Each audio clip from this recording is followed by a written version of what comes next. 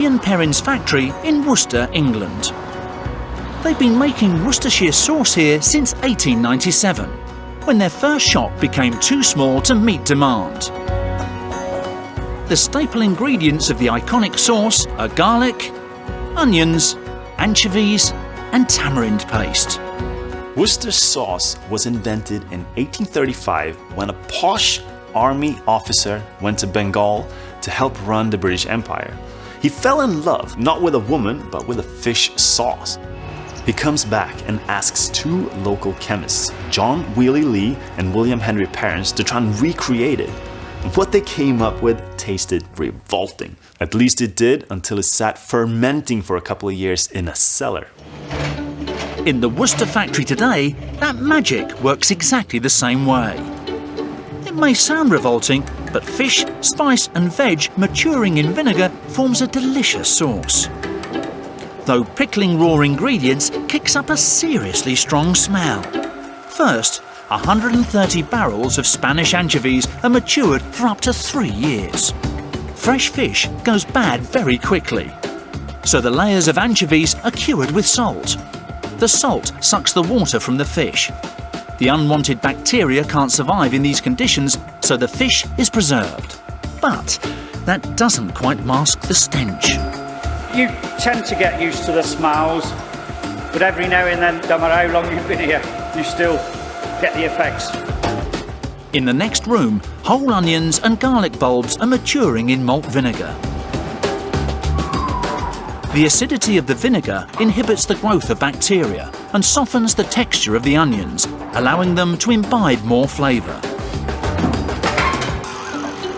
Chris Benyon is one of Ian Perrin's experts. We have 100 kilos of onions or garlic fed through the hopper, and then we add 100 litres of malt vinegar as well. That's an eye-watering amount of vinegar-soaked onions, 1,500 barrels to be precise. They're left to mature in a vault under the factory for a year.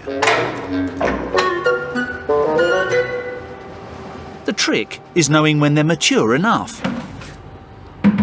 Chris has the Midas touch, squeezing the onions to check when they're pickled perfectly to flavour the final sauce.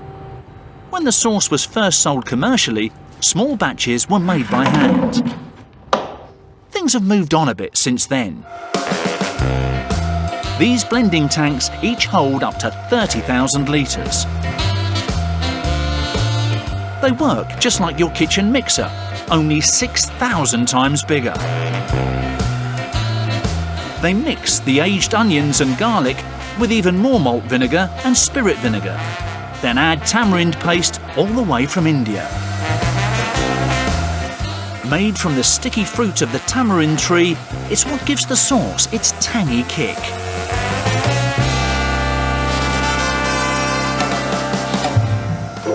Next, the anchovies, preserved in salt for 3 years, followed by more salt, sugar and molasses. Worcestershire sauce includes a secret blend of spices.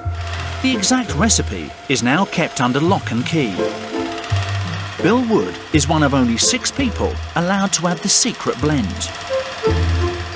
To perfect its flavour, the mix now spends several months in a series of maturation tanks. In 1839, a New York businessman brought the first bottles of Worcestershire sauce to the United States, and people could not get enough of it. And that's still true today. The United States consumes more Worcestershire sauce than every other country combined. The bottling line can fill 450,000 bottles every day. Whether it's the 150ml, 290ml or 568ml bottle, it must be filled to the right level. So the nozzle has a sensor which prevents overfilling, a bit like the pump that fills your car with petrol.